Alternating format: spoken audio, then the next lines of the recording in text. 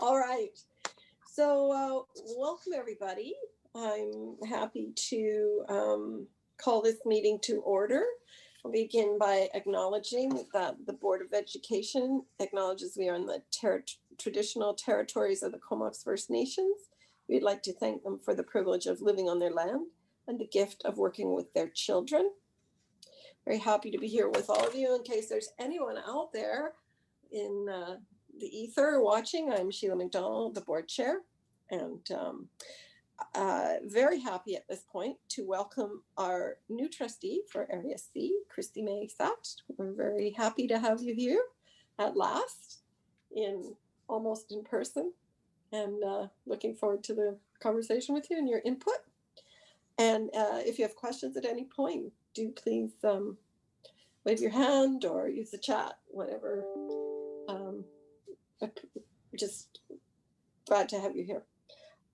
So our first item is the adoption of the agenda. I don't think we had anything to be added, but is anybody bringing anything up at this point? No? Are we okay then? Could I have a motion to adopt the agenda of the regular board meeting? Oh, Kat and Sarah Jane second. Anyone opposed to accepting the agenda? Okay, great, thank you. So we'll move forward with our first item, which was approval of the minutes of the board meeting December 15th, our last meeting, and so long ago. And everyone has had a chance to look at the minutes. Were there any errors and omissions?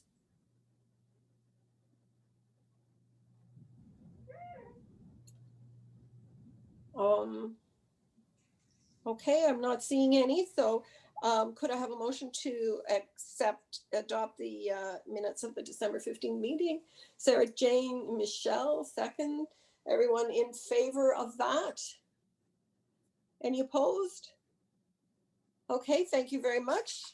And so old business, we have an item here regarding the motion which we made last summer or early summer, regarding holding our student spots in their neighborhood schools if they were unable to attend in person due to the pandemic. So are you going to speak to that, Superintendent DeMeo? Yes, I will. Thank you. So if the trustees recall, I believe it was August 20th of last year at the board meeting, a motion was passed by the board to hold spots for those families that were unsure if they would like to attend face-to-face or have the remote learning option. As we had heard at that point, there were many families that were not quite sure of what option they would like for schooling for their children. And the board passed a motion to hold their spaces up to this year.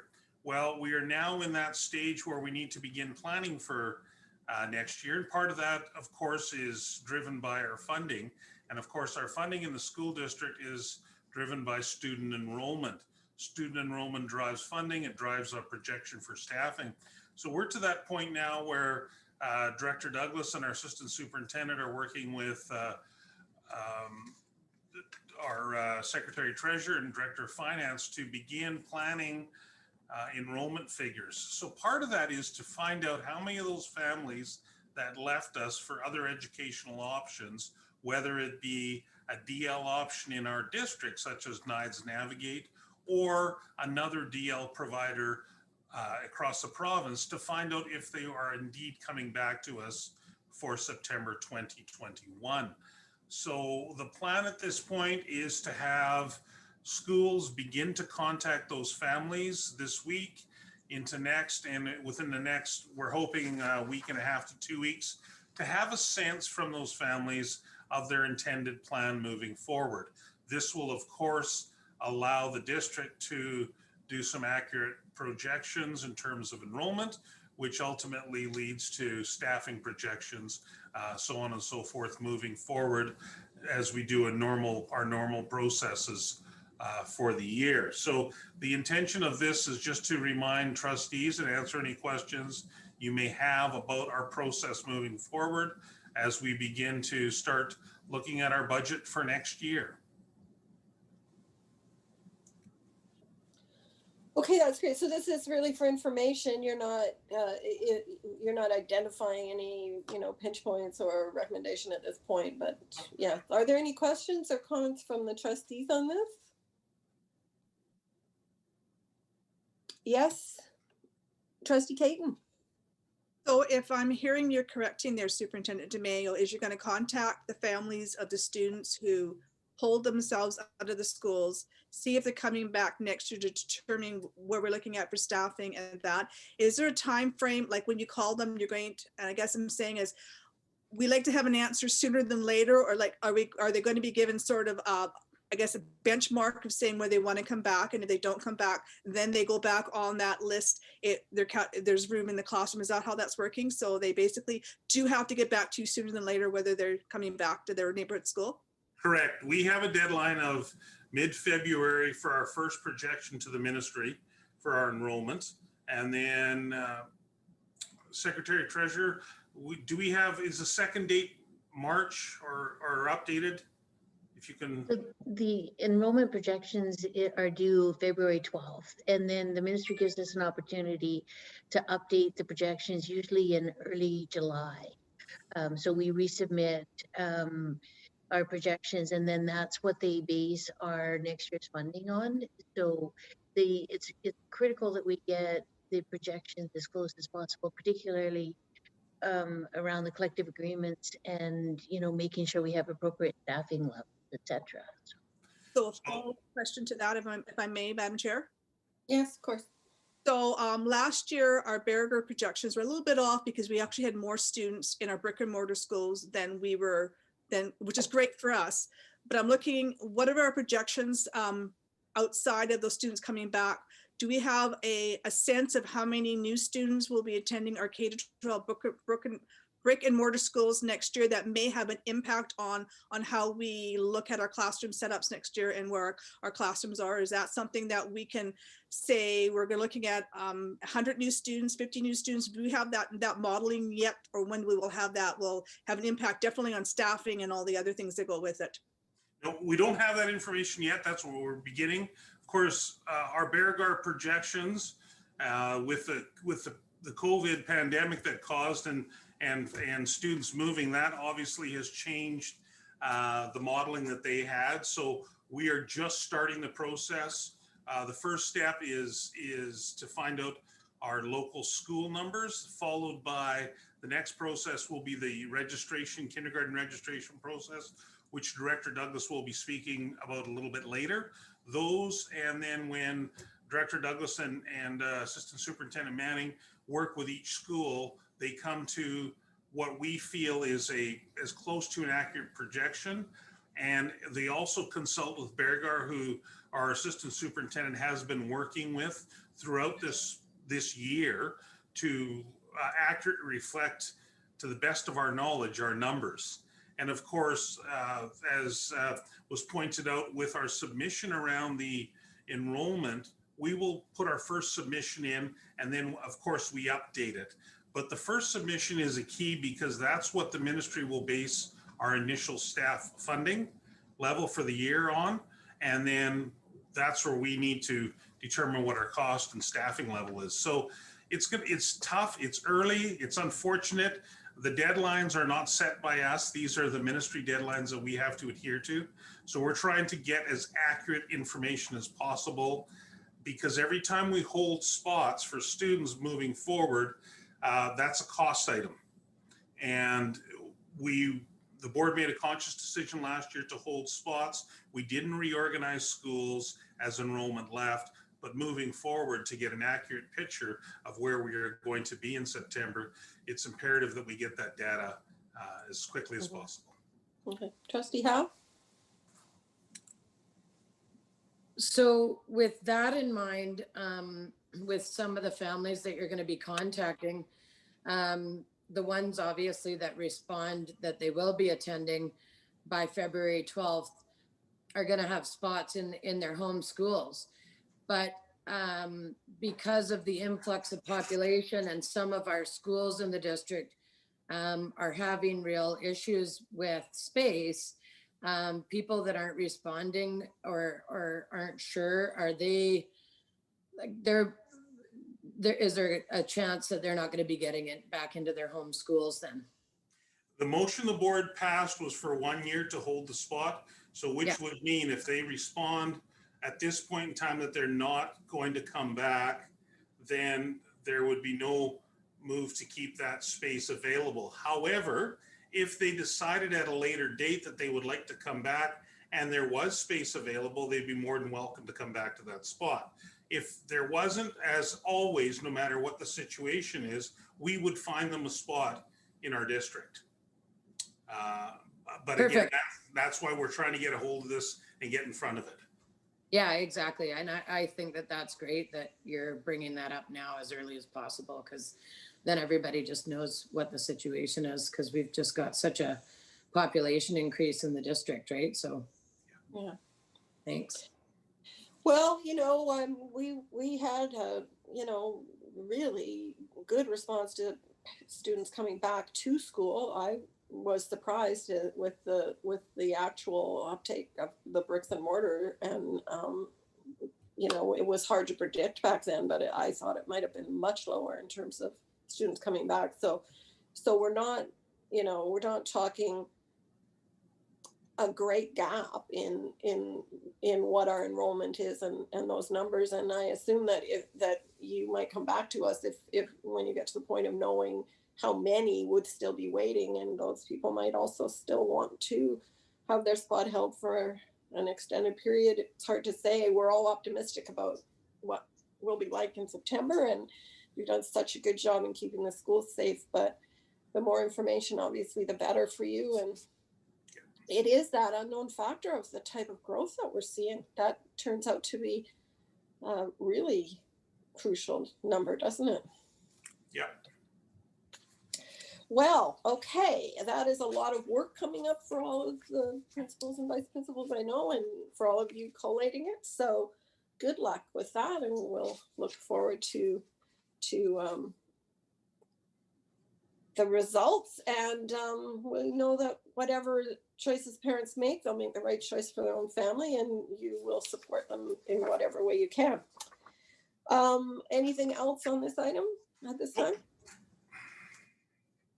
Okay, so moving on to report on the in-camera meeting. We did have an in-camera meeting this evening, and we discussed, received some information on land and property and on personnel matters, and nothing to report at this time, just information to the board.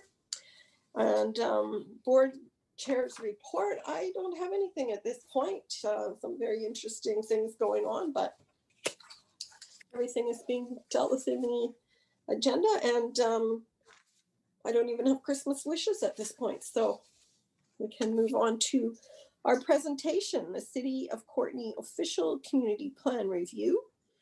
Looking forward to a presentation by Nancy Gotthard, the policy planner, and of course, we know how important the relationship between the municipalities and the school district and land planning decisions.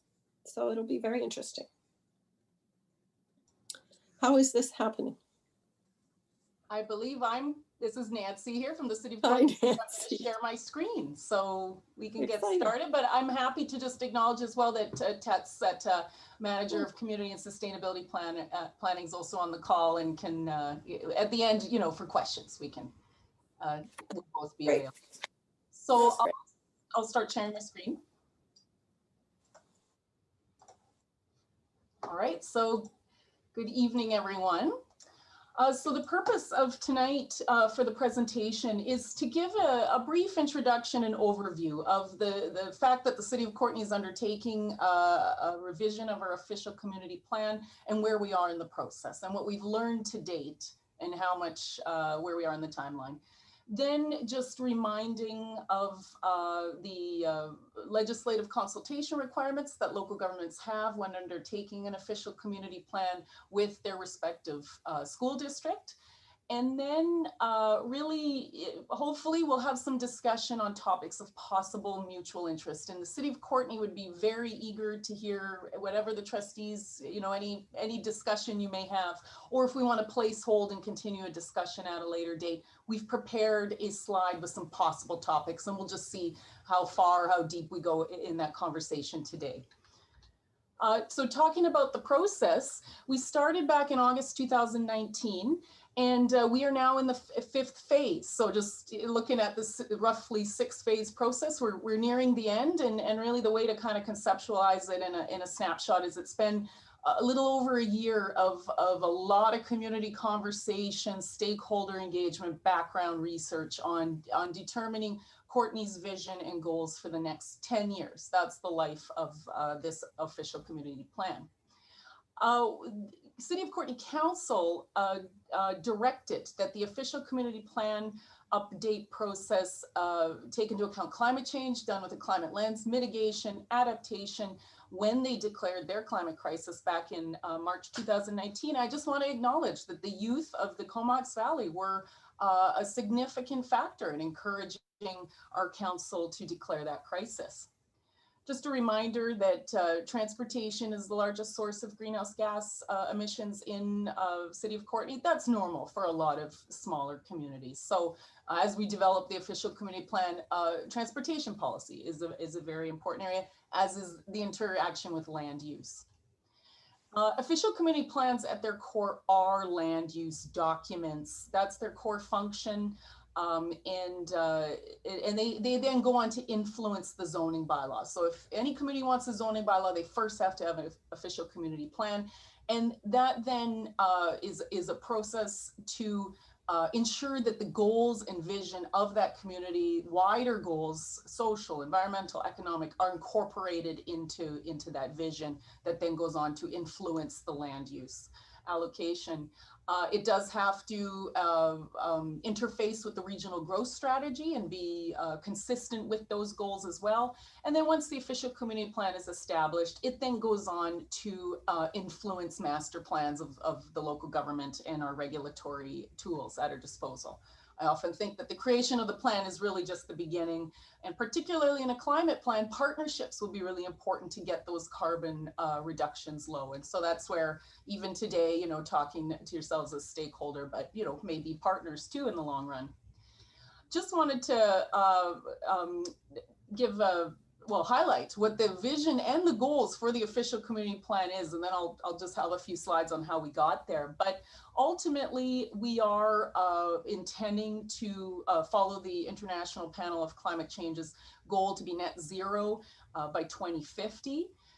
And then, so that's it's part of our vision. And then in terms of our specific qualities of Courtney in the next 10 years, inclusivity, equity, and reconciliation with people at the core of this plan, developing within existing urban centers and neighborhoods, so intensification of land use rather than expanding our boundaries, more housing choices such as rentals, suites, townhomes, small apartments to respond to that need for wider housing mix, rebalance transportation investments towards walking, cycling, and transit, strong neighborhoods with unique character, more space for and time and nature as part of all neighborhoods, productive community city relationships, and that goes on to include stakeholders as well, and ecologically and socially responsible economic recovery and success.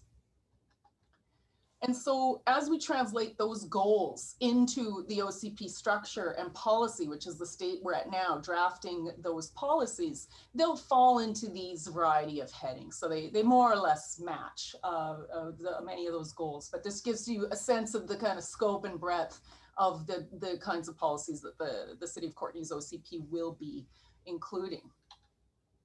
Now, how did we get there? How do we know that's important for Courtney? Well, we went and we talked to a lot of people, and this slide is just meant to capture all of our engagement goals that we had before the pandemic hit. So we created an engagement plan. The pandemic hit. We thought, oh, we might not be able to do all the things that we intended to reach out to people. But fortunately, just with the timing, we were actually able to still do a robust engagement plan. Part of that engagement is the Technical Advisory Committee, which we have a number of people in the community representing a wide variety of technical and stakeholder interests. We can see a picture there of Trustee Chair Sheila McDonald on our advisory committee. We were fortunate to hold a big ideas fair, a lot of engaging formats, activities for people to share their hopes and dreams, concerns, etc. for Courtney. And that was on February 19th. So just a little before the pandemic hit, we were able to gather. Now, in terms of the land use part, staff and our consultants have been working on understanding where growth can occur, viably can occur in their boundaries. This slide shows where people currently live in the densities. So those darker reds showing the higher dense areas. And this other map is showing the ideal locations for growth. Now, our population projections were based on the 2016 census, and they were based before COVID. So there is, we're working with the information we have, but we had, we were working towards 4,500 more people by 2031.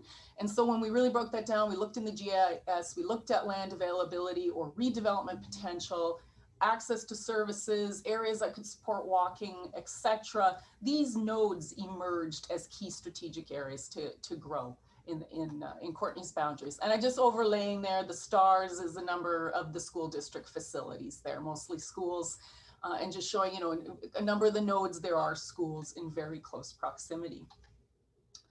Just getting back to our engagement with the community, we did have an online survey and we asked them about specifically the goals, the visions, the land use and look and feel of growth. And we got feedback on that. We had a number of stakeholder brainstorming sessions in the summer where we brought many different organizations together to talk around different themes.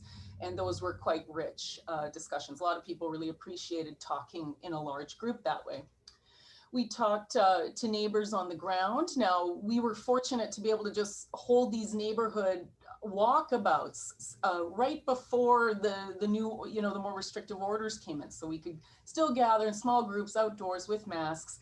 And we just felt so grateful to have that real tangible experience with people in their neighborhoods. And we also had virtual sessions as well.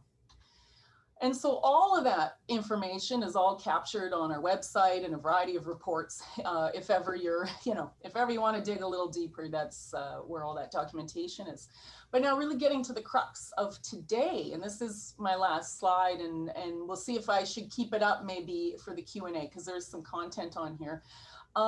So the Local Government Act states that when local government is establishing or updating their official community plan, they must seek input on the following from the school district: the actual and anticipated needs for school facilities and support services, the size, number, and location of those sites, the type, and when those facilities may be anticipated to be required. And then finally, that last piece is about how the school facilities relate to community facilities. So, the servicing, the water and the sewer and the, transportation network, part of that. So looking at it quite holistically.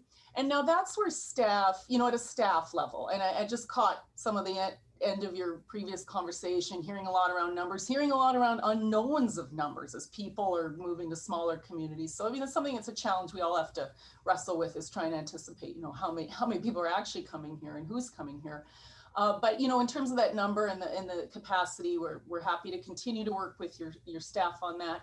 In terms of strategic areas of mutual interest, partnership potential, this today could just be the beginning of a longer conversation potentially between the school district and the city. But these topics here emerged from our consultation.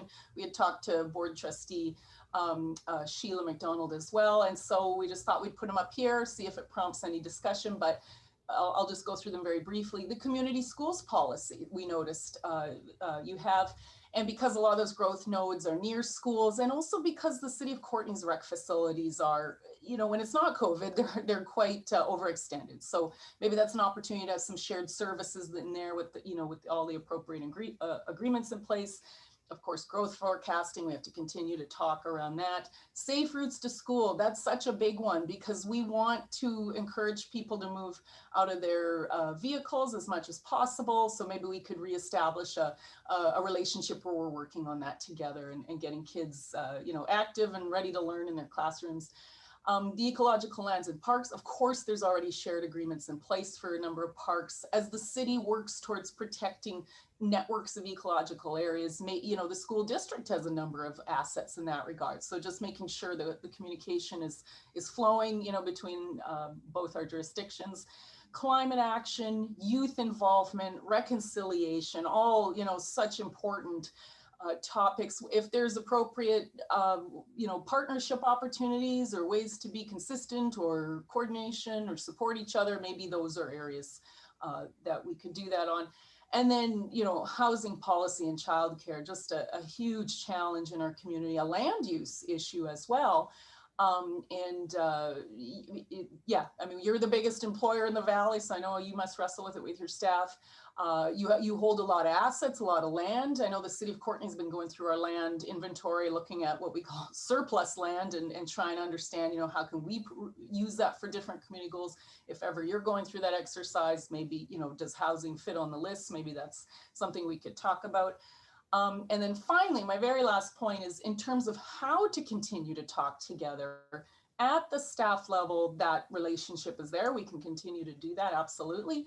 And again, your chair trustee, Sheila McDonald, is on our committee, advisory committee, so that communication channel's there. And then in that timeline of April, May, do expect the full copy of the official committee plan for your referral, your referral pleasure, 60 days. And then finally, our question mark was that if you wanted, if you felt that there was merit in deeper exploration of any of these topics or other topics, perhaps in anticipation of preparing referral comments, we could we could explore holding a session. We could work with your staff on that. We were envisioning potentially yourselves as elected officials and city councilor and mayor and council as elected officials, talk about strategic priorities. So that concludes my presentation, and I'm sure it gives you a lot of wide range of things to think about, but I'll just open it to the floor, see if there's any technical questions or just dialogue that you wish to share. And I don't know if I should unshare the screen or not. There's so much content, I thought it might be useful, but I'm happy to stop sharing it if that's the better way. Well, I think it'd be easier if we can see everybody. It's a bit of a problem with this. Okay, no problem. Yeah. I'll stop sharing. Yeah. Thank you so much, Nancy. That's very interesting. Yeah. So any questions from our trustees for Nancy or Tots? Yes. Trustee Caton. Okay, so I have a couple of questions and wonder about relationships. So I myself and Kat Hawkesby are the elected trustees for City of Courtney, and in having that conversation, because we do represent the citizens of Courtney when you're talking about this process. And I know that in the past, the relationship between elected officials, between us and councils they didn't even know who trustees were, to be honest with you. There was a time when we were going through a school closure process that they didn't even know who their school trustees were. So I think when you talked about building relationships and having that conversation, we're looking at partnerships. And I know the City of Courtney management and district staff had an amazing relationship, and I'm really happy for that as we talk about that. But I think we also need to look at the political side as politicians, and how do we build that relationship to understand what our roles are in supporting our constituents in the City of Courtney when we're talking about that process. So to me, that's something that I think that we need to work on, because I don't think that relationship is there. And I'm glad that Sheila is representing the board, but I think that Kat and I as the trustees for the City of Courtney need to have a better relationship, because when my neighbor talks to me about what's happening and what's happening with the schools in that area there, it's kind of nice for us to be in that loop. So that was my concern on that one. There is that relationship building and knowing what's going on, and because we are elected officials representing the City of Courtney, and school district is a part of our are on that one there. So we tend to get kind of left out on that one there. So thank you for the presentation. I'm looking forward to it. And I've lived in the Courtney forever, and I know that development up on Mission Road area is going to have an impact on Quinish. There's the housing on there. So things like that would be my hope to engage in a broader conversation and have those dialogues so that we can support our constituency at the polls when it comes to supporting their kids in the classroom. Yeah, so yeah, I think those are really good points, Janice. And we have talked in the past about wanting to meet with our elected counterparts and encouraging that. And for a number of reasons, we don't do it often enough. So this might be another bit of you know, encouragement for us to do that and make this a significant part of the agenda, because we have the same constituents. You know, the city citizens are our families too. So there's a lot of mutual interest. So on my participation, the advisory committee is not really giving the input itself, where we've helped guide the process. And I was participating as an individual, but bringing knowledge of the education sector and hopefully providing some support, but certainly not as a school district representative. So that is a whole other level of communicating around this. So any other comments or questions?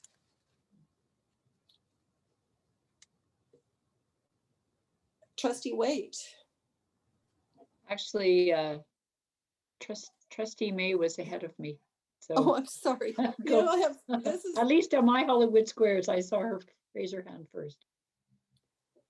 Oh, thank you very much. Yes. I was just wondering if this would not be a wonderful opportunity, in that a lot of the things that I saw Nancy mention were also in our strategic plan that we are in the process right now of looking at how we can create our own programs and implement all of the hard work that everybody's already put into our strategic plan. And so I think that this sounds like a phenomenal opportunity for us to work together and maybe, again, like Nancy said, partner on maybe some, you know, really great concepts that we can both benefit from, not just the city, but also our school district and all of our schools.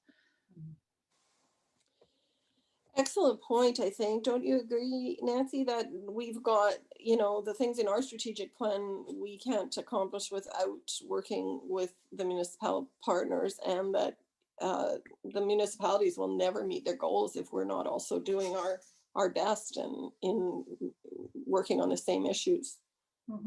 Yeah, and maybe just to give some, just share how staff will use your input today with our council, is we will be engaging with them to update them on some other things of the official community plan, and where you're sharing some of your interests, we'll report back to them and let them know. So this idea of, you know, the Courtney trustees and the Courtney counselors and you know, that relationship building and just identifying you're in a strategic planning timeline. Of course, our council goes through those as well. So, you know, maybe there's, you know, ways of collaborating, of understanding each other as you go into those processes. So yeah, as you're sharing, I'm just, you know, I'm taking notes. It's something to share back to the group. And then of course, at that staff level, if there seems to be a strong indication to convene another session with elected officials, then a staff would get to work on figuring out how to do that. But so I'm mainly receiving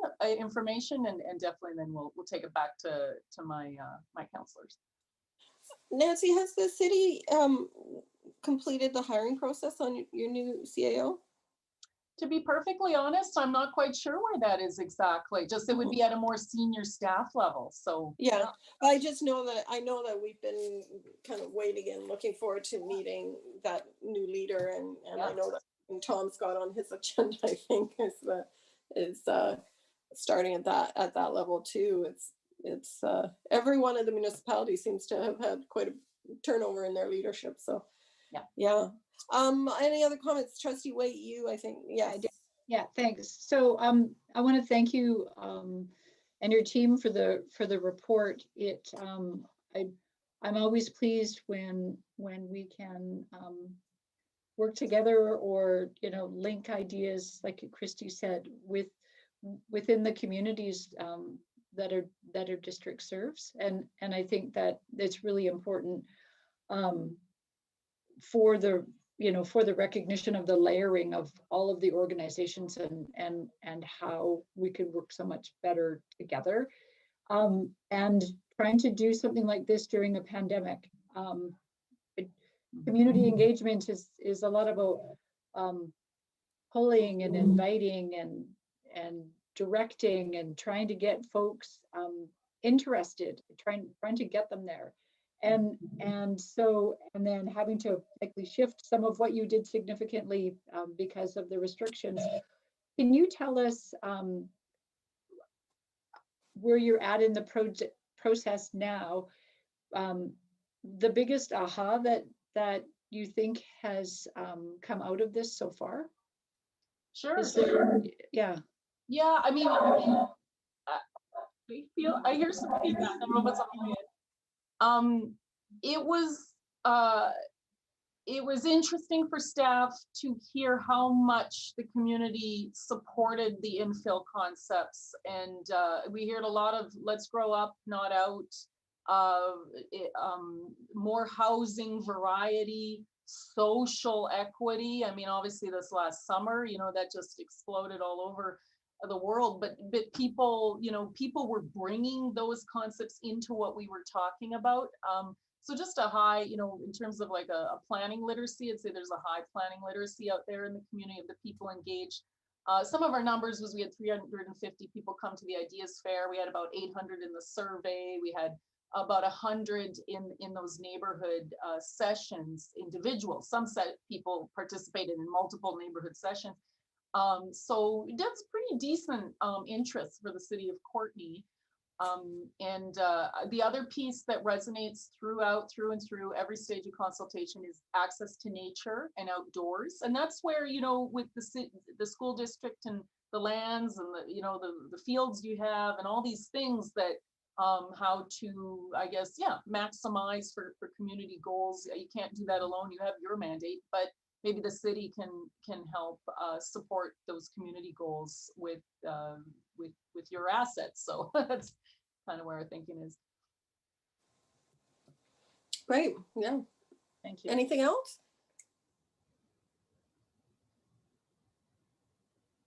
Okay, well, I think we'll have some, it's given us quite a lot to think about, and I know that we'll have some conversation about this and discuss with our superintendent about the next steps. But I heard a fairly positive interest in another meeting with the council, and certainly in your staff working together as things go forward. So that's wonderful.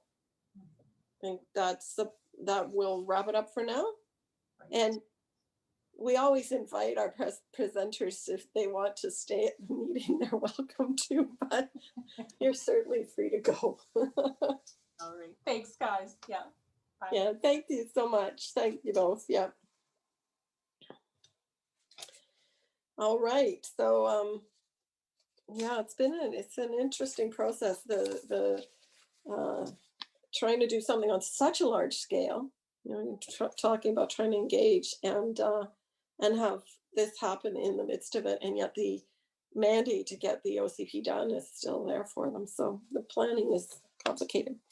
So thanks everybody. And if you have any comments on that you want to just email me later or call over the next few days, we'll happy to hear from what your thoughts on that are as you have some time to digest it. Because I'm kind of thinking if we were to do something on kind of some sharing planning goals with Courtney, we might want to be doing this similar thing with Comox and Cumberland and the regional district. So all of them they're not in OCP processes, but they would have similar strategic goals potentially to share with us. Yes, Trustee Caton. Just a reminder, Chair, that we did send letters out from our board a while ago inviting meeting with our representatives, like the regional district, whatever it is. Maybe we Yeah. want to resend another letter out to them, just reinitiating that despite COVID and that we still want to connect with our elected partners and whatever. Just a quick letter from the board, maybe through you. I don't think it's a motion just because it's already on the books. It's already on there. Sure. Out to meet We'll with them. follow up with Secretary Treasurer and Superintendent on that. Yeah, good. Thank you. All right, so we are now at the Education Committee meeting. We didn't have a report, but we have an interesting looking agenda coming up or we didn't have a meeting in January, but February. Would you like to speak to this, Trustee Waite? I'm maybe going to speak to part of it, and then I'm going to turn it over to the Assistant Superintendent. So I just want to confirm that for the trustees, the meeting is happening February the 9th at 6:30 by Zoom. And I'm gonna look to the Assistant Superintendent for confirmation that we're going to do what we did at our last meeting, is that the meeting will then be posted to YouTube the following day for the public. Or do we have a new plan? I guess that's, and then do you want to talk a little bit more about the topic? Yeah, thank you, Trustee Waite. Do that. We did get some rather positive feedback about posting the last Education Committee meeting that involved NIDES Navigate, and it gives people an opportunity to visit the meeting if they weren't able to attend in person. I know that Esther and her team are putting together a fabulous presentation on SOGI and mental health, and they'll be ready to go. So I think we're going to follow that same format again, Trustee Waite, because it seemed to be very effective, and we did get a lot of positive comments on that. Great. So the one thing that maybe we could do is have the information about the Education Committee somewhere on the website, about the meeting, or where to go to look for the YouTube video the following day. We can certainly do that. That'd be great. Thank you. Well, that's great. I'm looking forward to it. I know that it's an interest for all our trustees. Trustee Caton's made the mental health. It's a real concern in our strategic plan. It's important to all of us. So very looking forward to this. There are many initiatives going on in the district, which are in the whole valley, which our district personnel are playing roles in, and supporting students and youth mental health, very important. So it'll be an interesting session. And it is one of the advantages, it seems, of the COVID experience is that creating these educational events and being able to share them and have people look at them. Our partnerships with DPAC on the COVID information with Dr. Enns and the parenting workshops that they're doing right now, the internet safety with the White Hatter program that they're doing. Some of these are getting much more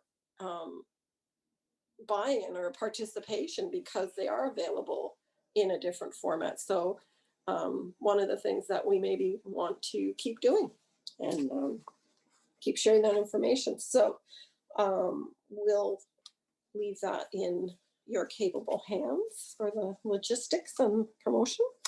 On to strategic direction. Superintendent, what have you got for us? Once we unmute, we'll be ready to go here. Thank you very much, Chair. Just want to share a few things around district news. And, it's been an interesting year. It's required us to change and to go with the flow and to develop and alter plans. But, one thing that we are so fortunate is our students and staff always seek to make things just a little bit better. And I just want to draw the board's attention to a situation in Cumberland. This is really moving. A Port McNeill resident was unable to make it down to Cumberland to visit her mother's, to celebrate her mother's 99th birthday, and posted it on social media that welcomed any cards and well wishes to be sent to her mother as she was unable to be here to celebrate. Well, Cumberland Community School staff took that to heart and marched on over some of the older kids to the facility and sang happy birthday outside the facility to her. And this is a total, complete stranger, just an act of kindness, just to show you in tough times, a little bit of light is and joy is spread from our students. So I really want to commend the school and the students and their parents and everyone who's involved in this. This is just a really good news item. And so it's just, you know, just shows the heart of our students and our employees. Another change, I'll just draw to in the news item. So we've had to change how we do things. We've changed how some of our timetables. We've changed how we interact. Our board meetings are virtual. Well, keeping that theme of virtual alive, our director, Douglas, has led a project to change our kindergarten orientation. And you remember when our children went to kindergarten for the first time, we were all excited and nervous about where we were sending our little ones to in this place and which program was the right program. Over the years, our district has been very good in terms of having a wonderful evening while parents could come in, hear about all the wonderful programs, see the faces, hear the stories, make the connections and make some choices. Well, this year, not to be outdone, what they've decided to do is do a virtual. So they've all prepared videos. It'll be a virtual presentation that'll be shown. And on the 27th, starting at 6:30, it's an open Q&A. So parents from the comfort of their homes can join in, listen and learn a little bit about the programs, and are free to ask questions of a panel of people around programming choices, options, as they register to kindergarten. This is a busy time of year, as I mentioned earlier, regarding numbers, and this is another activity that we do. So thank you to Director Douglas and the team there for creating this. And there's another couple of wonderful news items happening here. The GP Venue Environmental, Social, and Science 11 class on an excursion, snowshoeing excursion. And again, a little bit of joy. The Brooklyn celebrated the Blue Monday, Tropical Fun Day Monday, where they dressed up, and we're not going to let the blues get them down. And so it's alive and well, and people are making the best of it, and really, you know, look to our kids sometimes when we need a smile and a little uplifting message. As well, I'd like to also share that on the 12th of February, we are having our Professional Development Day. And our Professional Development Day is focusing on reconciliation. This is a first-time event in that all district staff are participating in this event.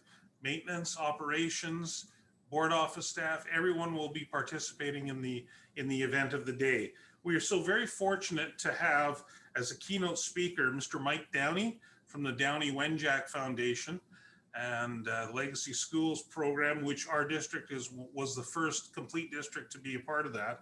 And I know many trustees may have heard Mike Downey at a island meeting, Vista meeting in Port Alberni, I believe is where he was speaking. Others heard him in Vancouver. Very inspiring message that he delivers and shares, and so we're really looking forward to. We also have Hereditary Chief Woodletty Speck speaking to us, and we're very honored to have a special welcome from the Comox First Nation elected Chief Nicole Rempel joining us and welcoming us, the district. So it's going to be very interesting. I would ask that if any trustees would like to be part of that or are interested, please send me a note and I will ensure that you have the link for that, that Professional Development Day as well and take part in it. Next, we're shooting for next week. You heard us talk about a survey. We wanted to get staff, parents, and some of our students' reactions to this past school year. So we're just putting the finishing touches on a survey that'll go out, and we're looking at some of their experiences regarding some of the changes we've made, the availability of our supports, how we're doing, and using this information for planning moving forward. What has worked, what hasn't, what do we need to address, and just get a sense of how things have gone for individuals this past year. So that will be sent out probably next week, and we'll do it. We're thinking in about a 2-week span. We're hoping to get excellent participation from everyone involved. And then once we do, we'll share some of the data back with the board, as well as have schools use that data and share it back to their respective communities as well. So that's on the books. We were just informed, I'm thinking late last week, we are scheduled for a special Ed Audit happening, is it end of April, Director Schatz? So the special education, I'm sorry? April 12th. April 12th. So special education audit. We thought that wasn't going to happen, but we were informed last week. And so basically they take a look at our submissions, and similar to a enrollment audit where they check to make sure everything's done. This is a compliance audit as well by the ministry. And I can just thank Director Schatz and her team who are already working hard, and this is just one more layer of information that they're having to do. So thank you, Director Schatz, for your leadership in that area. I do want to touch on a few other things now. The international program was questioned on an update, and I just want to share a few things. So we have currently, we're operating, our international program is operating at about 56% capacity. We've welcomed 65 new students in for the second semester, again in full compliance with all immigration and health guidelines. Our safety plan has been touted as one of the best in BC, and our staff have been very vigilant in following up with the compliance. We have developed our safety plan in conjunction with and in consultation with Dr. Enns, our medical health officer, and Director Barry and the staff around ensuring that the students are safe and ensuring that host families are safe. We're one of 31 international student programs in the province currently accepting students. Just to put things in context, we're looking at approximately as I said, 65 new students coming in for second semester, and the three big ones, Saanich, Sooke, and Victoria, are now accepting approximately 500 new students. Again, the international students, that they're completely following protocol and everything that's been granted by the federal government. All students are quarantined upon arrival.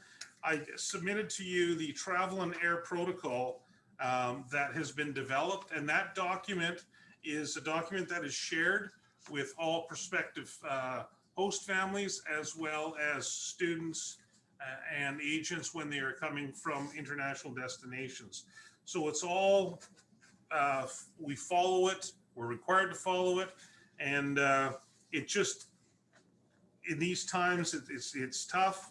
We're staying on top of it, ensuring everyone's safety is at heart. So we just wanted to bring a little bit of information as a follow-up to a previous presentation around the international student program. Are there any questions about it before I move on? Any questions around that or any of the previous information I shared? Trustee Caton. Unmuting here. So I have a question regarding the audit and the process, and I'm really kind of surprised and disappointed that the ministry is auditing school districts in the COVID times, because the reality is what normal, we're not at a normal school. And my concern is, and maybe you or through Director Schatz, is that, is there a chance the audit may have a negative impact on funding in our district because of the current configuration of students in our schools because of COVID-19? That's my issue, is just the timing, and we're not in normal times, and kids are not being taught normally, and staff and teachers are doing things differently, and that's my issue and my concern. I just want on that one there, because I do have a provincial council meeting next month that if the district wants me to advocate for supporting this or whatever is, that would be the time on that one there. So I'll leave that with you if you want to answer me tonight or that, but I am concerned that the ministry is still doing that auditing in difficult times when things aren't normal and the process is not normal. So I'm disappointed in them, to be honest with you. Director Schatz. There is always a chance that there would be a financial impact with an audit. And so we are doing our best to review our files and make sure that we have met the criteria of every student that we claimed. So that's how we're approaching the audit. And I understand that, but I've been a trustee in this district for a number of years, and our district has been impacted by ministry audits in the negative. And I would hope that would not happen. But our roles as trustees is to advocate for student funding. So anything that we can do as a board, and I'm on the provincial council at the district level, please let us know, because I don't think any district should be negatively impacted financially because things are being done differently with COVID-19. So that's my 2 cents on the matter, and whatever we can do to support you, Director Schatz, and the district, let us know, because that's what our roles as trustees, with advocacy, to make sure that every single student is funded. And we're already, and quite often our funding in supporting our special needs and our students and challenges, whatever it is often quite, it's tough now to fund them. And so that's my concern. I think my sense from some of the BCSEA meetings is that there's a recognition that our most vulnerable students may be experiencing extra challenges in meeting their needs, and special needs students, some of them have multiple problems that they are not able to attend school because of vulnerabilities, and so they want to focus on what is going on, what the information is, but hopefully in a positive sense of using that information to provide more resources or responses and interventions to address any shortcomings. So rather than doing anything punitive, and that would be kind of a message for you to take, I would think, is that we know it has been so much more difficult, and we're looking for their support to make sure that these students get every bit of help that they need. And we're doing our best, but given the circumstances, it could, we can just expect gaps. I think the ministry knows that. The question then is, how do they support the districts in making sure that that there's catch up and there's extra supports for those success of those students. Challenging times, but yeah, we don't want the kind of punitive, but more of a learning and building partnership there. If that makes sense. I really appreciated the report myself on the international program. Certainly was in the news when some of the students arriving in other districts. I feel very confident from the information that you provided. It's not in the agenda, but we have a chance to really look it over and see some of the pieces of that, pre-orientation, getting to communicating virtually and getting to know their host families before they even come, and the quarantining they have to do at home, and then provisions right down to when they come to the airport, that they meet the family outside the airport. There's not a lot of milling around, and that there's only one member of the family and appropriate distancing from the moment they set foot. So I really appreciate that, and I'm sure the support that the host families are getting is important too. So thank you. Any other questions on that? Director Barry, would you like to add anything from your perspective? Apart from the fact that, as Trustee McDonald mentions, it's a very, very stringent process that the students engage in and engage in voluntarily. So they're looking at 28 days of isolation, the 14 before they leave and 14 when they return.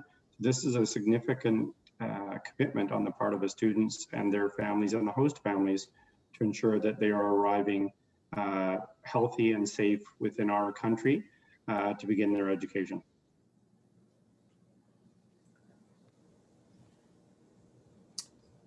Thank you.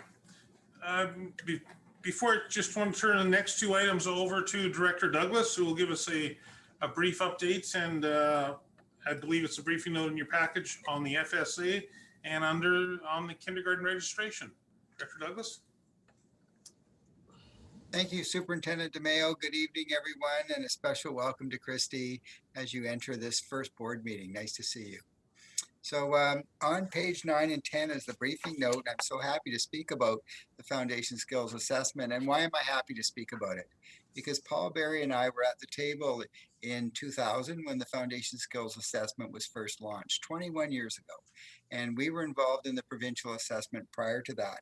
And this was, and I gave you a bit of history, you know, it was a grade 4, grade 7, grade 10 assessment originally. And it was always used and intended to be a measure of how the province was doing, a snapshot of the province. We didn't have the Fraser Institute ranking schools, and we didn't from that have lots of hassles with the BCTF. Unfortunately, over the years, because parents really want to know, how did my child do? And when we were able to produce individual school results, those aggregate into how schools do, how school districts do. And when government has information like that, they have to make it transparent. And the Fraser Institute loves to take that and use that to rank schools. And we can all guess, way before the Foundation Skills Assessments are done, which schools will come out in the top 10. So in 2016, 2017, there's a committee called ACPA.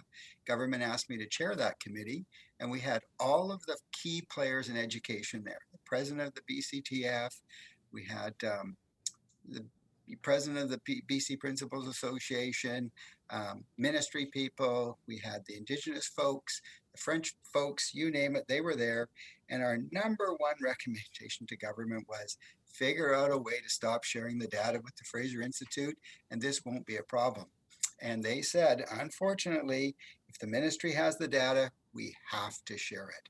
So I don't know that the Fraser Institute and the ranking will ever go away. But I wanted to give you that little history about where we came from with FSA. It will be administered from February 15th to March 12th. It's been delayed this year twice. And now this is the final days. They've set everything in place for this to happen.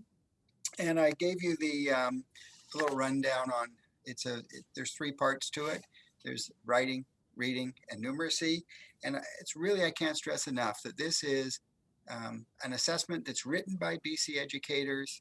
It's based on the BC curriculum, written for BC students, administered by BC educators, and actually marked by BC educators. And I think the key part of the whole thing for us is, what do we do with it? So when we get the results back at the school level, the very first thing we like schools to do is look at it and have a little huddle around and look at the student work and say, so this is what it says about our kids at grade 4. This is what it says about our kids at grade 7. And remember, the grade 4 is what happened from K to 3. Grade 7 is what happened from K to 6. Do we believe this to be true? Is there stuff that we can learn from here? Is there stuff that can affect our planning? And how do we move forward? What strengths do we see? What weaknesses do we see? Are there areas that we could be addressing? Then they look at other forms of assessment that they do at the school, and they use this as one piece. That's what we do with the Foundation Schools Assessment. Unfortunately, at this time of year, you're going to start to see in our newspaper that there'll be a campaign for parents to get their kids not to write the FSA. I would imagine that you will get some lobbying around supporting a letter to maybe say, let's not do the FSA. And of course, for us, or for me, it's not about not doing the FSA. It's about sharing the data so that people can rank the schools. And that's the harmful part of the FSA. This FSA assessment is never meant to be a hardship for children. It mirrors good classroom practice. So when you administer it, children are encouraged to turn and talk, to brainstorm before they actually do the work, reflect at the end, have class discussions. If they need extra time, they get extra time. But again, you know, the hardship is when schools are ranked and you're in that school that unfortunately doesn't get a high ranking, and people immediately think it's the teachers in the school, it's the kids in the school, and that's not a good use of the data. So I wanted to give you that history of the FSA. And I wonder, Tom, if you wanted to comment about the request for a letter. Trustees may be approached around the letter, just to let you know, some districts have chosen to write letters. The ones that Director Douglas refers to that's been effective is where they've asked the ministry to keep the data out of hands where it's used to rank schools. And so it's something for trustees to consider, and we can take direction should that be a request that the board wishes to take. And at some time for fun at an education committee meeting, if somebody would like to do it, I could easily bring some FSA questions that we've used in numeracy at grade 4 to start us off, and then go up to grade 7. So you can see some of the work that the kids have done, and you could try and solve some of them, and we could look at them together if you'd just like to see for fun how that assessment works. I've done that in the past when Trustee Caton was a fairly new trustee. And I remember people going, wow, is this what you're asking children to do? And I think it's important for you as trustees to see what we ask kids to do, and for parents to see what we ask kids to do. But I'll leave that with you if you're interested at a future meeting. Thank you, That Director seems Douglas. fair. Could I just ask one little additional question? I saw some parents saying about their children being stressed out by the test, and that's not. My sense is this is not an evaluation that counts towards a mark. It's done in a way that takes a certain amount of time. It's not is there a reason for a child to be experiencing a lot of anxiety around this test? And what would you recommend for parents to do to calm that down? Okay, perfect thing. I mean, all of us, when we take any kind of a test, there's a little bit of test anxiety. Think about when you took your driver's test, right? There's always a little bit of test anxiety before you take a test. Lots of people have that anxiety. And what I always say to parents is make sure they get a good night's sleep before we start this assessment, like they should each night. Have breakfast in the morning and come to school rested and ready to go. And remember, it's not 3.5 hours in one day. It's 3.5 hours between February 15th and March the 12th. So teachers really spread it out. And part of it's multiple choice on the computer. And those little students are really good at using the computer. And part of it is written response. So they do a little bit of writing, they do a little bit of reading, and they do 3 open-ended math problems. So yeah, just be supportive as parents at home. Any other questions? So I just we've lost Director Sheila. Douglas' comment regarding Just losing power. letters to the government. Just a reminder, and just especially for our new trustees on that one there, I've been to a number of AGMs, and our board actually wrote a motion to the AGM about 3 years ago, and we were up there supporting that the Ministry of Education and the government hide the results from the Fraser Institute. So this board in this district has been advocating for exactly what Director Douglas has talked about, is that we keep those numbers away from the Fraser Institute so we don't do that ranking. So we have been on that side from the get-go, and we've done what we can, and the BCSD is still advocating for that. So it's something that's not going to go away until the Fraser Institute stops their ranking.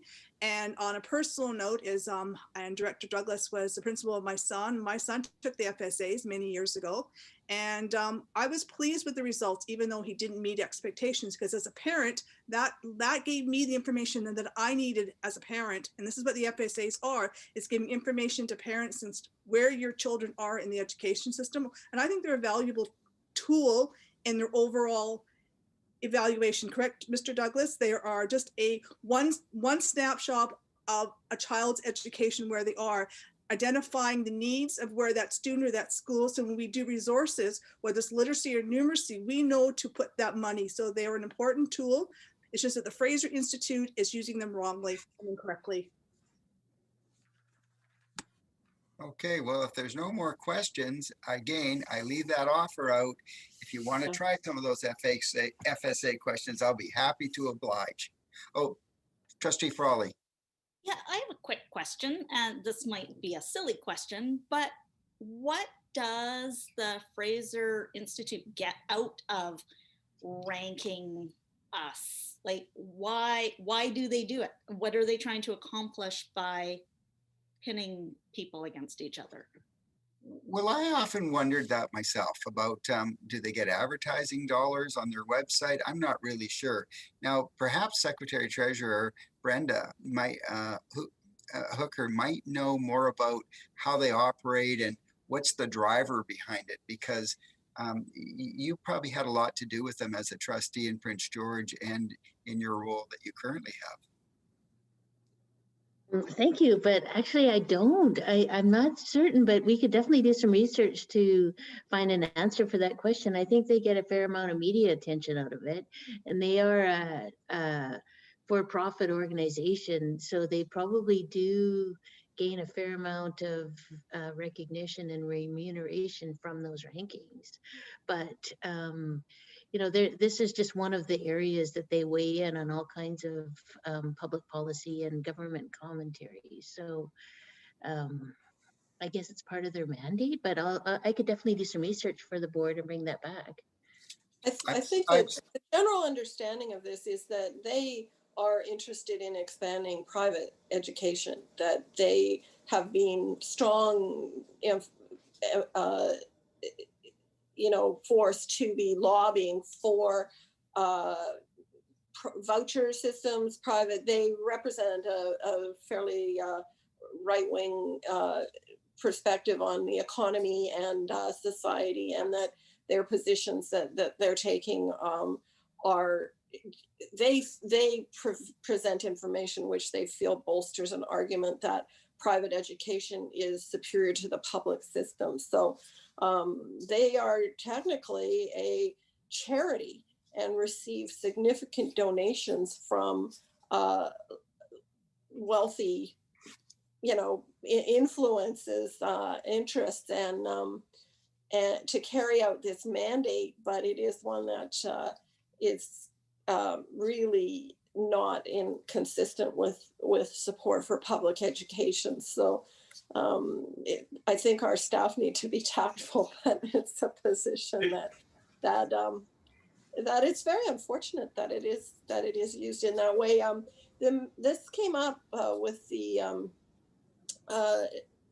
session that the minister met with the chairs of the trustees, and she made the comment that especially in this year we do need this is an assessment of how well the students do from one year to the next or for a few years, and this year we are expecting to see some gaps and wanting to know what they are and be able to measure that, and so that this year especially this information will be valuable in planning what kinds of remedial action or supports may need to come in September. You know, I feel that's quite a compelling argument. But she did talk about wanting to make sure that the assessments we're doing have value, that we don't just keep doing them because we've always done them, but that we're getting the right information out of it, information that's useful. And she's willing to engage in some kind of conversation about that. But to change the system right now, when our students have definitely had an unusual year of schooling, and to then not have any kind of measures against the previous expectations would not be a good idea. I thought that was a very compelling argument myself. Just to provide some clarity, they do rankings for Alberta, British Columbia, Ontario, and Quebec schools. There you go. Now, would you like me to go right on to kindergarten registration? Okay, I'm going to try screen sharing. Okay, it may not work, but I'm going to try really hard. And I'm almost there. Can you see that? Yep. So I'll go like that. There you go. This is really amazing. First of all, I really apologize because the one that's in your package looks very similar to this until you really zero in and start reading the dates and you go, those aren't the right dates. So for trustees, the number one thing that parents are going to ask you is, what's the age thing? You have to be 5 by December 31st, 2021. Okay, that's a really key thing. The other key thing is, look at all these wonderful kindergarten programs that as a school, a board of trustees, that you endorse for our public. Neighborhood kindergarten, early French immersion, Indigenous, Montessori, Navigate, and there's 2 programs that Navigate. So as Superintendent DeMayo said, I was figuring, what are we going to do? How are we going to do this? Because parents want to know about all these things and they want to make an informed choice. And how are we going to do that when we can't get together? So we made this video, and I'm going to tell you right now, if you go on the website and look at the video, I look about 100 years old in the video. That's the only part of the video that I'm not super happy about. But other than that, everybody else that speaks about each of these parts, Mary did a fabulous job of piecing it all together, and information and talking about each of the programs is really great. And then tomorrow night from 6:30 to 7:30, there's a link that Josh is going to help us with, and we're hoping parents come on and come and ask their questions. And whatever questions they have, we'll have a representative from each of the programs that can answer them. Here's the other big one, trustees. Kindergarten is, all registration is online. Remember the days when you had to line up at the school to get in? Well, I know when my parents did, they had to line up at the school to find out if I was going to be morning or afternoon. And now we're a full day kindergarten, and it's all online. You can do it from the comfort of your home. And we're really pushing it between February 1st and 7th, so we can meet that timeline for Brenda to get our numbers in by the 15th.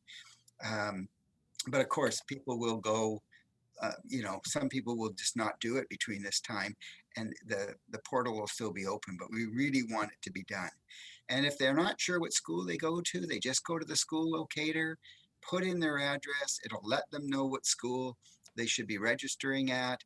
And if I mentioned on the video, if you see school buses in your area, that's usually a good indication that there's a bus route there, and you want to go on the location here, and it'll find out for you if your child can take the bus and how to get a bus pass. Then we have our choice programs and registrations on a first come, first served basis. So they want to get their registrations in. They used to stand in line, some of them from 4 o'clock in the morning on. They don't have to do that. Just get everything ready online and send it in. And we always have siblings of students already in the program get a preference, because we want to keep families together. And then a couple little pieces of information about NIDES and Navigate. And then, of course, when we have everyone's attention, we tell them about the late French immersion, which they had their session tonight at 6:30, and that starts at grade 6 at Ecole Rutledge Park School. So there's the information about kindergarten. Also, in addition to this, we have Welcome to Kindergarten events that will happen at all of our schools later on in the spring. Last year, lots of them were virtual, but we held them, and we give everybody that Welcome to Kindergarten bag, because we want that to be such a great experience for them coming to school. So at this point, I'm going to stop sharing and see if anybody has any questions. Hey, that went really smoothly.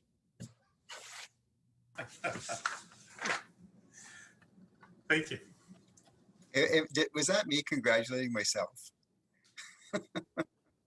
We're proud of you for learning Okay, something thank new. you. We Any are questions? very proud of you. Any questions about kindergarten? Okay, thank you, everyone. And that's it? That's it. I thought Kat had her hand up there, Madam Chair. Oh, sorry.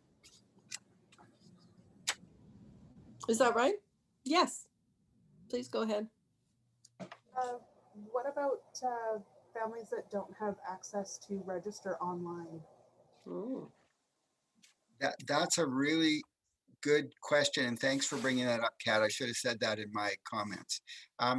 So Josh Porter was able to provide some laptops to schools so that they could use them. We're going to have some laptops here at the school district office if people don't have one, and people should just contact their school and say, I don't have any, I can't do it on my phone very well. Can you help me with that? And we will figure out a way to help them get registered, because we want everyone to have an opportunity to do that. Josh, did I cover that right? Because Josh, you can't really do it on your phone, can you? It's a real problem on the phone, isn't it?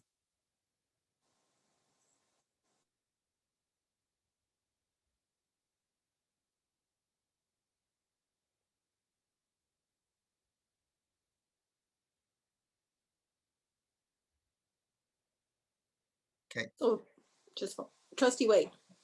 So that I had a question about some of this. And it's about, I noticed that there was one program area that registration starts at 6 p.m. And so the board office wouldn't be open at 6 p.m. For somebody who didn't have a computer to be able to register.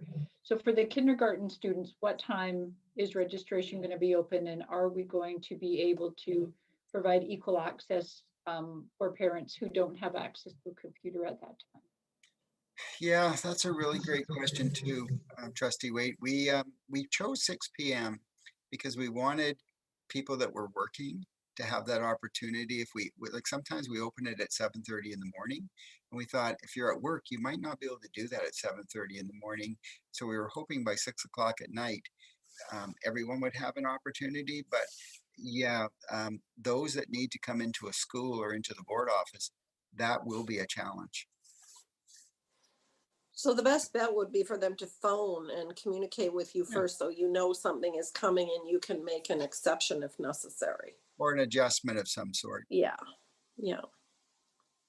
Or have the board office open that night, potentially, or over 6. I don't know. I was just thinking about there's some schools that there would be lineups in the morning, right? Because there's only so many seats. And so trying to level the playing field. Yeah, let us think about that and see if we can do something like that. We'll put our heads together and we'll really try and figure out a solution to that. Thank you for bringing it up, though. Great. Anything else?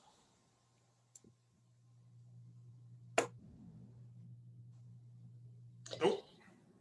So is that your section, Superintendent? That is my section. Thank you. Yeah, lots of information. Assistant Superintendent, what have you got for us? Thanks, Chair McDonald. I have just a quick verbal report. It's just an update on the calendar. We've been working hard with the calendar committee to get the calendar all organized and ready for the next 3 years. And we have the DL calendar and the regular school calendar just about ready to go. And we'll be presenting that to the board at next board meeting. But we just wanted to give you a heads up that it was on the way and coming. So we can look forward to that and have that completed into the 23-24 school year. So that's exciting, and we'll bring that to you in about a month. And that's it. Well, that's great. Much less angst than the old process. Nothing from Secretary Treasurer in this section. Human Resources. Trustee Wade, are you responsible? I'm ready. Yeah, I noticed that we have 3 committees coming up next. Just trying to be mindful of the time, so I'll try to go quick. But I want to acknowledge the 3 employees that are retiring. And the first one is Anthony Morrison, a teacher at GP Vanier School, who retired effective December 31st, 2020, after 23 years of service with our district. David Woodley, groundsperson, charge hand maintenance, will retire effective April 30th, 2021, after 41 years of service with our district. And Heather Rose, a custodian in maintenance, will retire effective March 31st, 2021, after 30 years of service with our district. And doing my magic math, that's 94 years of service with 3 of our staff. And I want to congratulate them on their retirement. And I want to thank them for all that they've done to make our district what it is. Congratulations and thank you. That's lovely. Yes, indeed. All right, so board standing committees. We'll be moving first to the Finance Committee Board Report. It's the most exciting of all of them. Okay, so before you, we have the Finance Committee Board Report. And through the Finance Committee, we had our Budget Advisory Committee. And out of the Budget Advisory Committee that we have started our process for this year, we have our committee terms of reference, our development process and timelines, and our guiding principles. So I have all of those. If anyone has any questions, I would like to add that in our guiding principles, we did make an addition this year, and it's the last bullet, and that's on your page 19. And it was our secretary treasurer had added that in, and it was a good one because with the best information available at the time, but we're subject to a number of factors that can significantly affect both revenue and expense projections. So we were happy as a group to have that added on and keep it there. So this is all here for our approval. So I will move that the Board of Education approve the 2021-2022 Budget Advisory Committee Terms of Reference as presented. I'll second. Second. Thank you, Trustee Caton. All in favor? Any opposed? No, great, Carrie, thank you. And then moving on, I'd like to move that the Board of Education approve the 2021-2022 Budget Guiding Principles as presented. Second, Trustee Howe. Any questions, comments? Okay, all in favor? Thank you so much. And then that the Board of Education approve the 2021-2022 budget development process and timelines as presented. Trustee Howe, second. Questions, comments? Great, all in favor? Any opposed? Great, thank you very much. And then through all of that, that the Board of Education received the Finance Committee Board Report as presented. Second, Trustee Hawksby. And all in favor? Any opposed? Oh, great, thank you. I was glad to have the opportunity to attend and sitting in as the chair, replacing your trustee, and found it very interesting. Lots of good work being done there. So happy to have you. Thank you. Now, do we have the Facilities Committee report? We do. Thank you. So the committee discussed 4 topics, and at this time, the committee has 1 recommendation to bring forward, and we hope to expand on the other 3 items for discussion when we get to the Facilities Committee Board Report. So I would like to move that the Board of Education approve the name change of Lake Trail Middle School to Lake Trail Community School effective immediately. I'll second that. Thank you, Trustee Caton. Oh, would you like to provide some background or any discussion on this? I'll start. I guess that's the best way to say it. So Board Policy 8 lists that one of the functions of the Facilities Committee is to, upon direction, receive and recommend regarding school names. And so the committee was provided with a report regarding the name change. And I'm going to stop there on that and turn it over to the appropriate, either the superintendent or the secretary treasurer or the director to talk a little bit about the name change process and how we are at where we're at today. Sure, I'll begin. So the board knows that in 2018, September 25th of 2018, the community school status was granted to Lake Trail. Lake Trail School has worked very closely with the Lake Trail Education Society to provide in-class and out of class opportunities for students. They truly have become a community school, much like Cumberland Community School. So the request for the name change is just to reflect the reality that they're in, that the close partnership that they have with the Lake Trail Education Society, and the fact that it is a community school. It has been recognized by the board as being a community school. And so this name change would just reflect that, what they're doing. So that's the intent of it. And given the fact that the school's undergoing a major seismic, before any signage is made or any of those sorts of things ordered, it was felt that this would be the appropriate time to bring a change forward. Great, thank you. Any other comments or questions?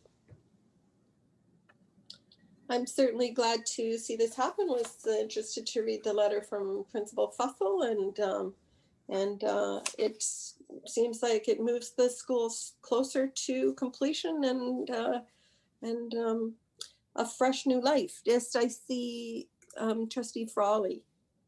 So I'm fortunate to sit on the committee and listening to what was spoken about there. I think it's also important to note that we went through a change a number of years ago in reconfiguration, and we no longer have middle schools here in the district. So I think that was an appropriate change as well. And of course, we all acknowledged the community aspect of Lake Trail was essential. So thank you. That's great. Yes. Any further comments, Trustee Waite, on this one? Okay, are we ready to vote on the recommendation that the Board of Education approve a name change? Oh, I think, did Trustee Caton? Yes, I just was wondering through you, Madam Chair, the superintendent, there was at one time a conversation with our IEC and Comox First Nation pairing up a Indigenous name with a school name.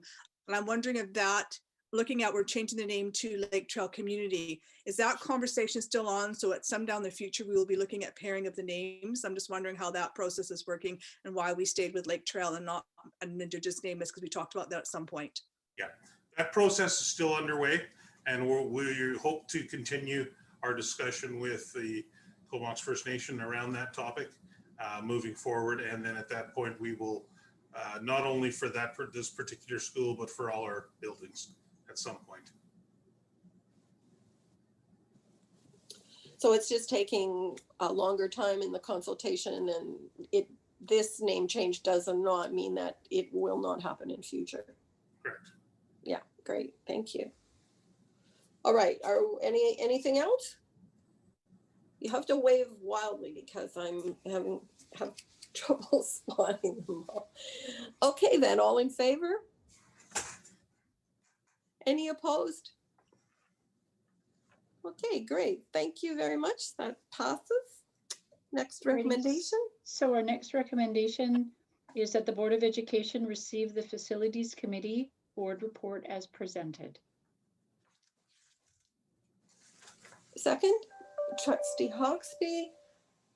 Great. So there are a couple of other information items. Do you want to speak to those that are being deferred at this time? Sure. So I'll walk through, and I'm hoping that Trustee Frawley will, if I've missed something or just another perspective on it, that she weighs in, because we were the two trustees that make up this committee. So the first item that was actually on our meeting agenda was about a proposal for a disc golf course on the GP Vanier property, and we had a really good discussion. And one of the things that we thought would be a good idea to have before we brought a formal recommendation to the board was for some information back from Lake Trail from their disc golf experience, and just to help us, I guess, navigate another disc golf course on one of our school properties.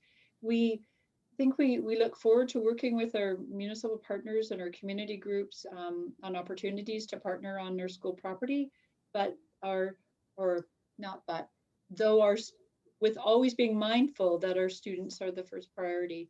And so, you know, there was some good dialogue about this, but because we have the Lake Trail Disc Golf and I guess because of its sort of organic nature, how it came to be, we just thought it would be good to bring back some best practices from that experience to make up the briefing note to be able to present a more fulsome report to the board. Thank you. I agree. It's a really growing in popularity, and managing the public interest in using it with our school needs that's very prudent of you to make sure that is looked at. Any other questions or comments? What, did you have anything to add, Trustee Frawley? No, I think as Trustee Waite said, we had good conversation, and I think at one point we were pretty ready to bring the recommendation forward, and then we went, hold up, here's a couple of things, and let's do this right, and get all of our ducks in a row, and make sure that there's nothing that could potentially come back on us. And Director Hasselgrave has been doing a phenomenal job, so we're just leaving it in his hands until next month so we can finish this up. Great. Trustee Caton? Sorry, I'm trying to mute. So I guess I'm a little confused about the process and the operational side, because I know that when Lake Trail did the disc, it was operational where the school, you worked with the committee, that the board didn't approve that. So I guess maybe I'll wait that till the next time there, but I am kind of wondering where the operational and the governance sides, because this is, to me, is operational, where the school decides what they want to do. They work in partnerships with the city and the community, and they bring forth rental and facilities. So I guess I'll have questions for the next one. I'm sort of wanting to know why it's coming before board approval. To me, where I see is operational, and maybe I'm missing something, and maybe through the Secretary Treasurer and Director of Operations, I will get that clarification for the next meeting. But I'm kind of a bit, I guess I'm kind of at odds on this one here, because I see it more operational, not governance. So that's my asking is, why is it coming for the board as a recommendation for us to approve something that we normally don't approve in the past? So that was my question, and I will wait to hear the next report on that. I think it might have a bit to do with just developing procedures, because the Lake Trail one occurred without even the district knowing, and so a need to put in some procedures and then try to find the right balance. We do have quite a lot of sensitive habitat, and making sure that whatever is happening is respectful of regulations around that. The Towhee Creek is important to a lot of people. It was mentioned in the plan. So I think that the type of consultation is good, but it could be just because it's a new thing. And, you know, we've also been involved in some of the final approvals for the soccer field and house and all those sorts of things too. So yeah, it is kind of evolving from something that was brand new to something that may happen more. Any other comments? So I don't see any. So the next item was the capital project update for information. And it actually indicates that the board received the capital project update briefing note. And so I'm just wondering if that should have been transferred to the agenda as a board motion, or am I just reading it wrong because it's the end of a long day of Zoom? At any rate, I'm going to pause that one for a moment while the Secretary Treasurer looks at that. And I'm going to move to the Long Ridge Facility Plan update briefing note. So, Oh, no, circling back to the Secretary Treasurer. Thank you. Chair, so it's just a recommendation that is received for information. So it's not necessarily that the recommendation needs to pass, but just that there's a briefing note to update trustees regarding the status of our capital projects. Perfect.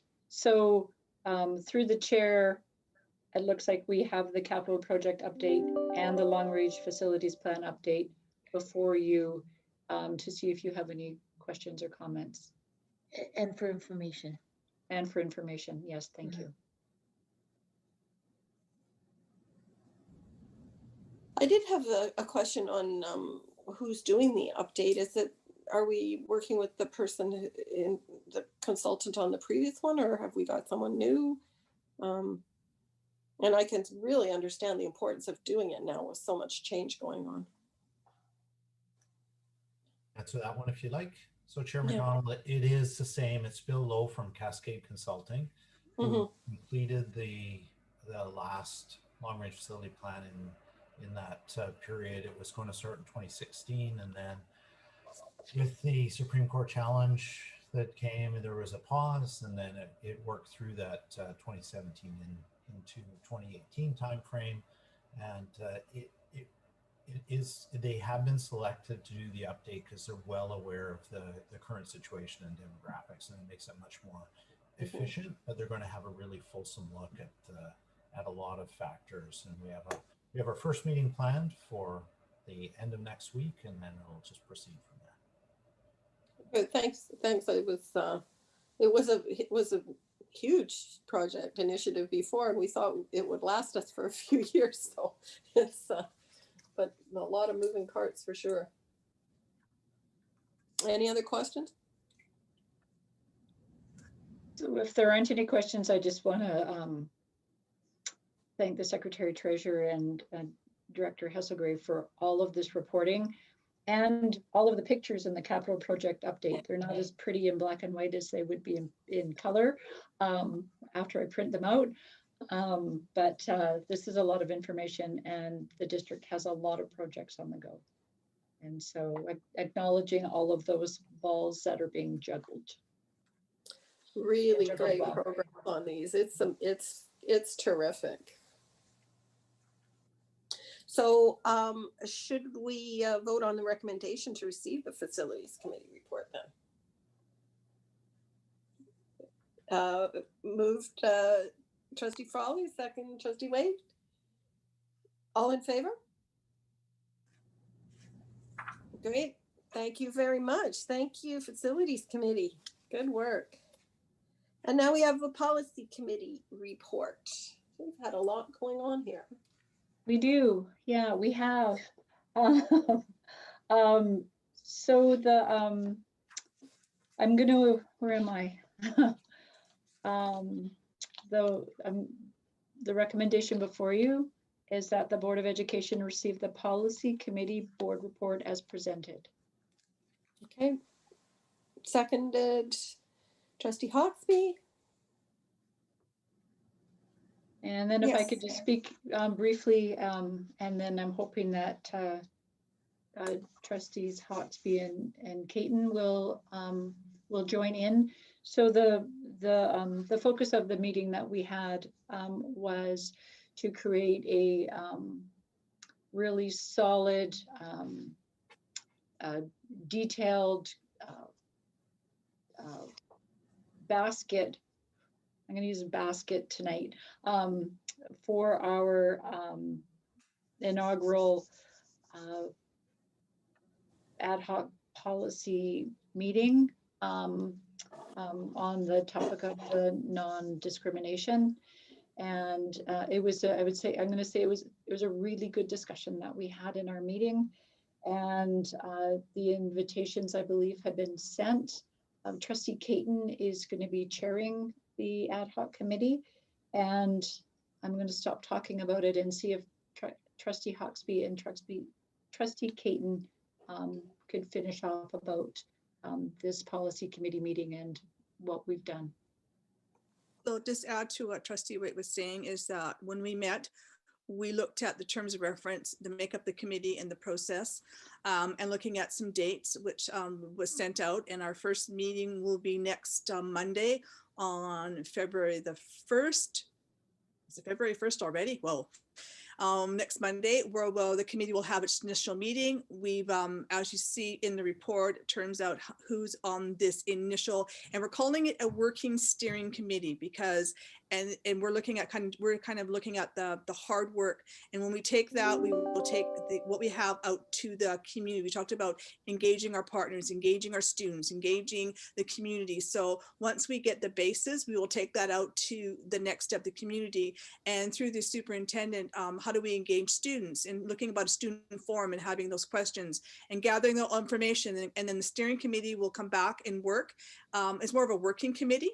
And I'm not sure if Trustee Hawkesby wants to add to that, but that was the basis of the committee in starting the process and looking at discrimination and our policy. And we already have some really good bones and good framework to start with. It's just building on that and updating the language to meet the needs of today's times. I'll leave that to you, to Trustee Hawkesby. Do you have anything else you want to add to that?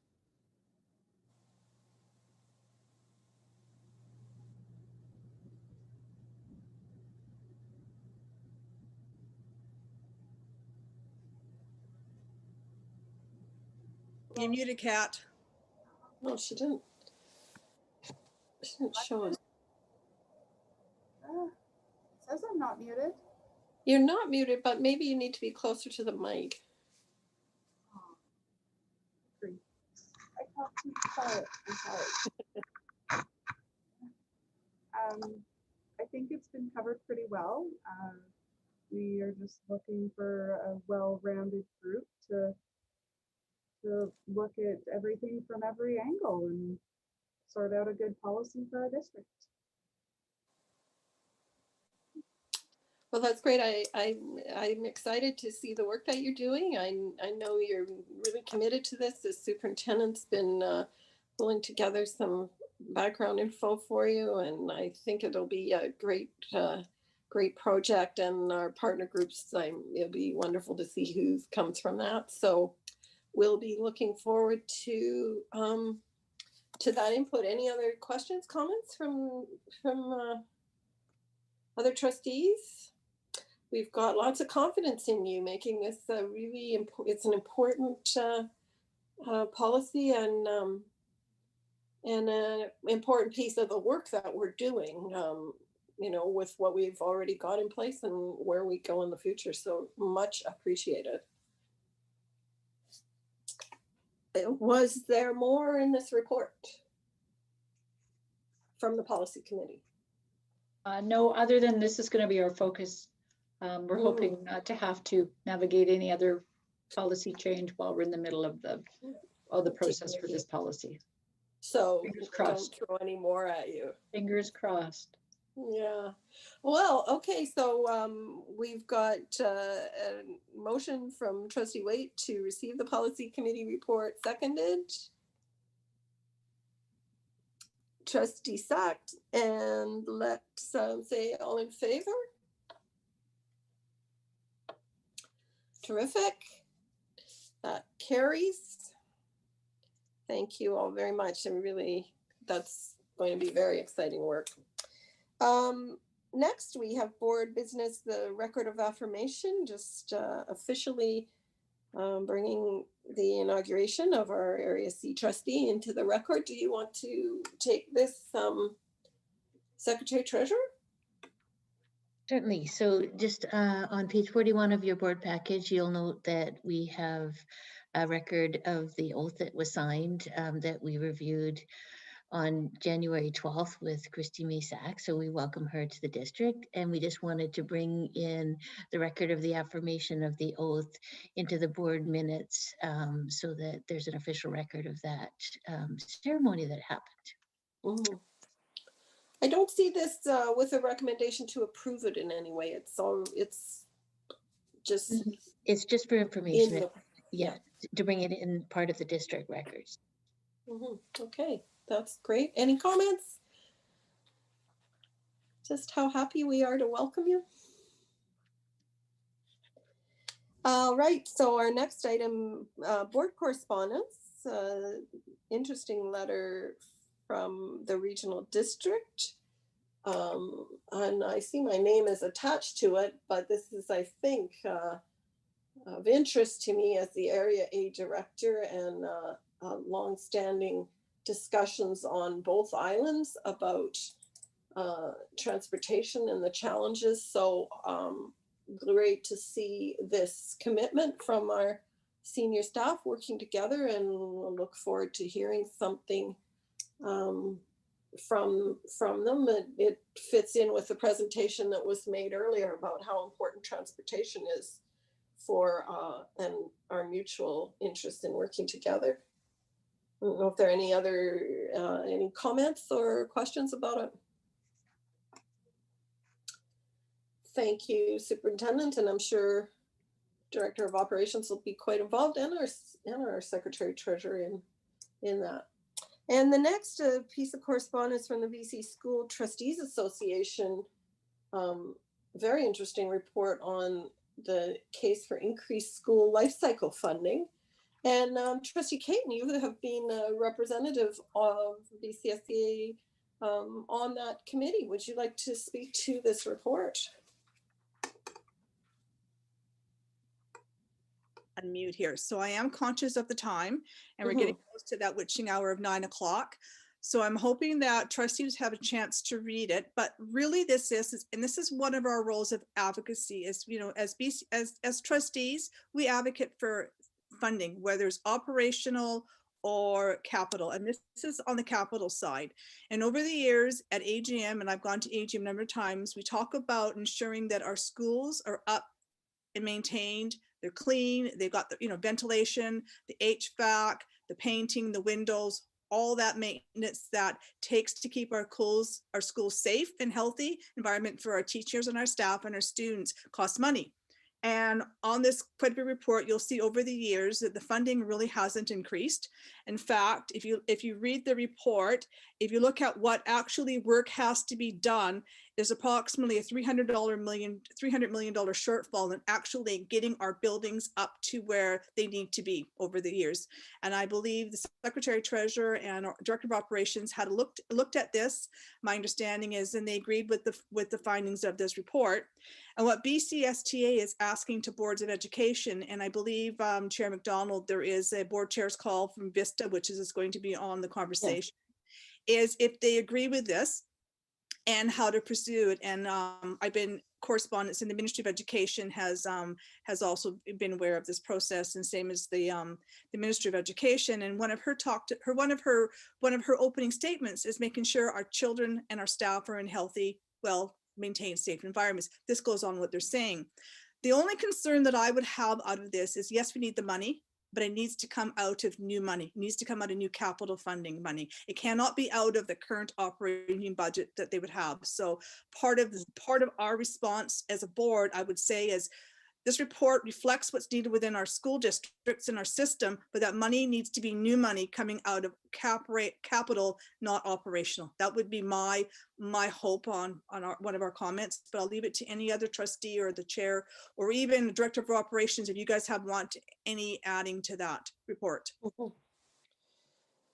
So they are looking for feedback by a certain date, and we can submit something on this. I found the numbers quite shocking, and I know that our Director of Operations has a really comprehensive review of the maintenance needs and deferred maintenance and schedule, and constantly upgrading. I think that he's done an amazing job, and we're seeing some additional school construction, but it is really quite a shocking gap overall, and it would fit with their plans for spending infrastructure dollars on recovery and creating economic value and job creation through providing us with some additional funds. So that might be an argument we could make to them as they're planning. Any other comments at this point? If people want to take time to read it over and submit comments to myself and to Trustee Caton, we could look at drafting a letter. Chair McDonald, just a couple of things just to keep in mind, appreciating we don't really have time, but it is that, you know, it is really about deferred maintenance, and it's been, that sort of capital budget has been underfunded for quite a long time, as it shows in there. And I think a rule of thumb is, if you have about $100 million worth of buildings like we do, I should be spending anywhere between 2 and 4%, depending on how previous funding has gone. So that would be 2 to 4 million just to keep us at steady state. And we've been receiving in the range of 1.4 to 1.5% for years and years and years, and some years less than that. So that's where that significant debt comes in. The other thing that's, I think, really important for trustees is that it forces me to make choices around things we are going to pursue and we aren't going to pursue. And we spend a lot of money on things like boiler upgrades and ventilation work to reduce our greenhouse gases and make sure that schools are comfortable. But it is at the cost of doing other things. You know, so if you, and the government's targets around carbon neutral and net zero are expensive, and really a change in direction and technology that they're not coming. So there's some key things to think about. So we're always making choices. Yeah, the solar conversions are a place where that cost is still considered too high, and I thought their arguments too. I thought Trustee Caton, the discussion of refurbishing the learning space to be more suitable to modern learning rather than patching up the classrooms in their old configurations, is quite valuable too. So, and so are you preparing feedback to the ministry from the operational side as well? We do that feedback through our association. Okay, great. Yeah. Excellent. And just to follow on to what Director Hesselgrave says, if you look at the government's goal is having that net zero emissions, and there's a cost factor on there, one of the things we can do as the Board of Education and trustees in response, and some of the responses I've been hearing about is that's their own words. This is what they want us to.